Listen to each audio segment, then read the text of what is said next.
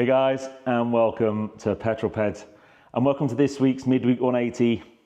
It's been 3 weeks. I'm really sorry. I've had so many people reach out and go, where's your Midweek 180's gone? I've just been all over the place, not had time to film them, and also not a huge amount of stuff to talk about in a Midweek 180. And I don't just want to put one out for the sake of it. I only want to put one out if there's something worth talking about. So apologies for that, but welcome back. If you've not seen one of these before, this is my midweek update where I bring you my news, views, and information about upcoming reviews, all filmed in one take.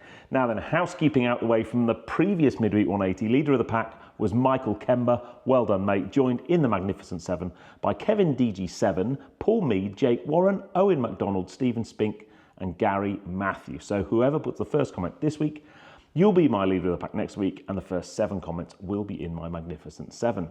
Now, no F1 yet. We're getting there. We're now into February. We will be seeing testing very, very soon. All the liveries revealed, and then the racing starts next month. So we're not a million miles away from the season, and I think it's going to be an absolutely epic season. But I think for me, the best thing that's happened since the last Midweek 180 was seeing Lewis Hamilton at Maranello, driving his new car in his red race suit with his new yellow helmet, looking absolutely awesome. And I'm really excited for him to see what he can do in Ferrari. I'm not so sure he's going to be right up at the sharp and pointy end straight away, but we shall see. Anyway, F1 related, my dream office is finally finished. Now, you may well see behind me, I've had those shelves up for a while, and I've been waiting for that piece of artwork to arrive from Paul Oz. And I've actually had 2 bits of artwork arrive today, and I spent the last hour or so putting them up. Let me just quickly go and show you the first one. You know me, I am a massive Lando Norris fan, so I've got this artwork here. This is called Miami Lando. This is celebrating Lando's maiden win at the Miami Grand Prix last year. And then the feature wall in the office, I've got my Lego up there, I've got a few of my cycling treasures, my helmets, but I've got this is Lewis Silverstone 2024. This is celebrating Lewis's last win for Mercedes at Silverstone last year. It's a special painting for me because I was actually at the race to see that victory. So it really had to be Lewis, but now the office is finished. I've got all of my kind of toys and trinkets around. So yeah, it's a really great place to work, a great work environment for me. So I'm very, very lucky, very privileged, I know, to have such a lovely place to do some work. Anyway, let's crack on with the meat of the Midweek 180 this week. We just quickly do that. Brilliant. Now, I'm going to mention the Porsche 992.2 GT3 because we've now seen a lot of the first drive impressions going on the internet over the last week or so. Clearly, it was always going to be a great car. The 992 first generation GT3 was an amazing bit of kit. So it doesn't really surprise me at all. It is a car I can't wait to get my hands on. But I was meant to have a very special Porsche this week. So this week I was meant to have the 992 ST. And unfortunately, I got a message from Porsche last week. Had a chipped windscrew, a crack in the windscreen last week. And they've had to keep hold of it to get that fixed, but it will be coming to me very, very soon. But it does leave me with a bit of a hole in my video release schedule. So on Monday of next week, I'm unlikely to be able to get a video edited to go out. That would have been the Porsche ST video, unfortunately. But what I want to talk about this week is Audi. Now, Audi have, for the last few years, and I'm guessing it's probably like 6 or 7 years, maybe a little bit longer than that, they've had an amazingly confusing convention on the back of their cars, a number that relates to the horsepower or kilowatt output of the car. And they had a big table that you could go and look at, and basically the bigger the number, the more power. Luckily, they scrapped that recently because I think that was one of the most confusing bits of nomenclature on the back of a car ever, because unless you had the table, it really didn't mean anything. I remember doing an Audi A1 video that had 30, and people going, oh wow, is that a 3 litre? No, it's just the scale of how powerful it is. But Audi decided in their infinite wisdom that they were going to change the naming of all of their cars. Now, up until recently, the Audi range started at the Audi A1, and then the number basically said the car was getting bigger. So they made an A2 for a while, but then it was A3, A4, A5, 6, 7, and 8. And that was all very well and good. They then decided, and this is back in March 2023, I believe, when they first announced that this was the way they were going to go, that they were going to put all of the odd numbered car ranges for petrol or for internal combustion engine cars, and the even numbers would be electric. And that starts to get very, very confusing when, as me, I used to be an Audi S4 owner, so I've always quite liked the Audi A4, which was either a saloon or an estate car. The new A4 was actually an A5 in petrol format, but the A5 used to be a kind of two-door coupe.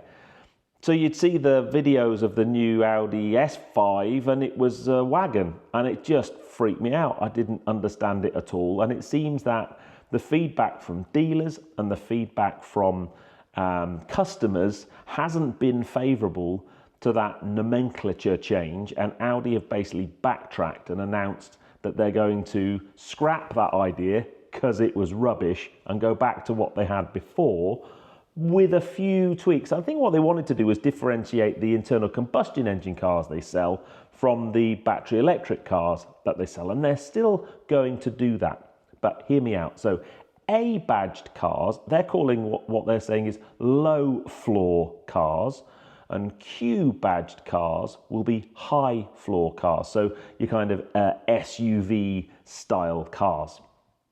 So that's fair enough. So you're still going to get Audi A4, A5, A6 and so on, or Q3, Q4 and so on.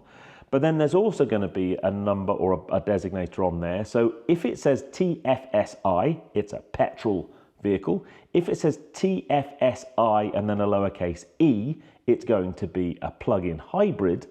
If it's TDI, diesel, and then e-tron will be battery electric. Are you with me so far? And then the final thing, to describe the format of the car, it will either say saloon or sedan if you're outside the UK, Avant, which is Audi's way of saying estate car, or Sportback. That's dead easy, right? So the first car that's going to follow that new format is the next generation Audi A6, which will be an Audi A6 in internal combustion engine format.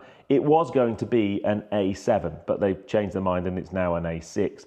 I think that the S and A5, which was basically the refresh of the A4, I think that's staying. But if anybody knows any different, put it in the comments below and let me know. And if anybody now understands the way that Audi name their cars, please just let me know.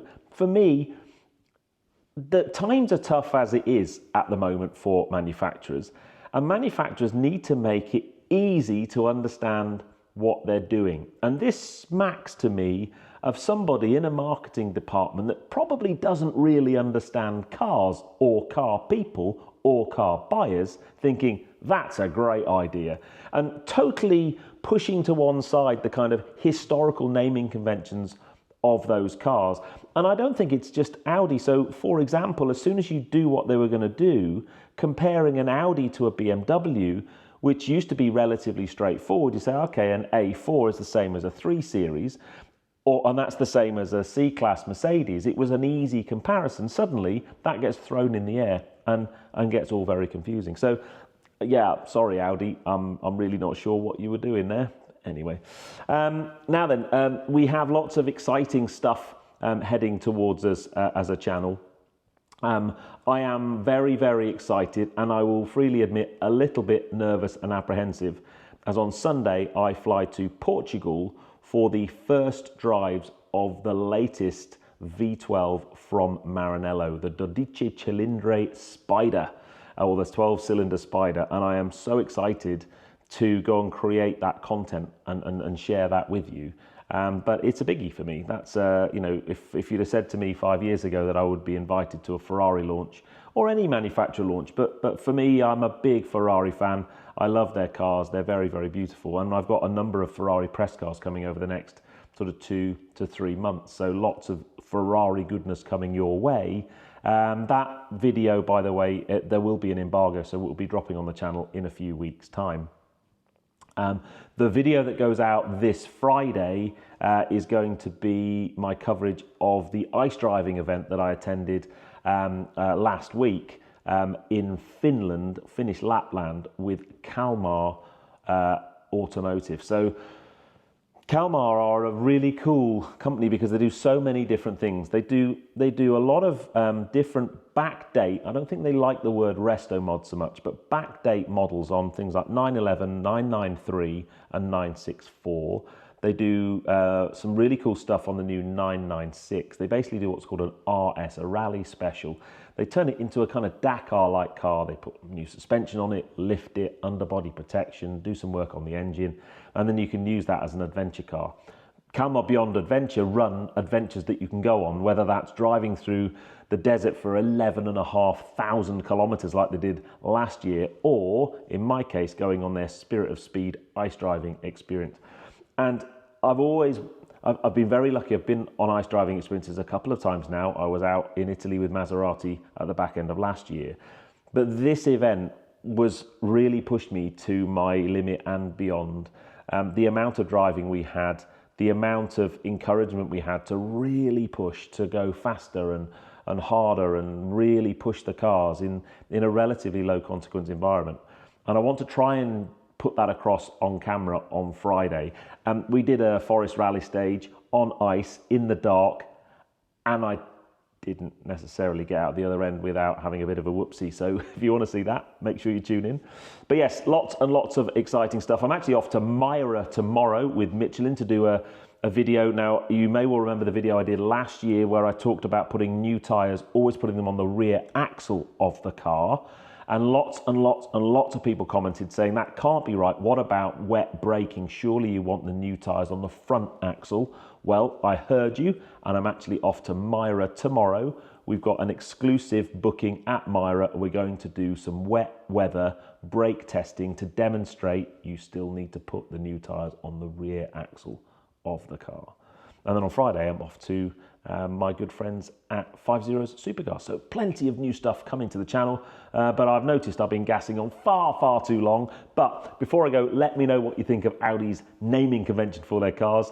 But I'll see you on the next film. Remember, this Friday at 6 for Kalmar ice driving in Lapland. Just a mega thing to have done and share with you. And I won't quite say, I asked them to turn me into an ice driving god, and they did a very good job. I still have a lot to learn, but I'm a damn sight better than I was when I went there. Anyway, I'll see you on that film. You take care, guys.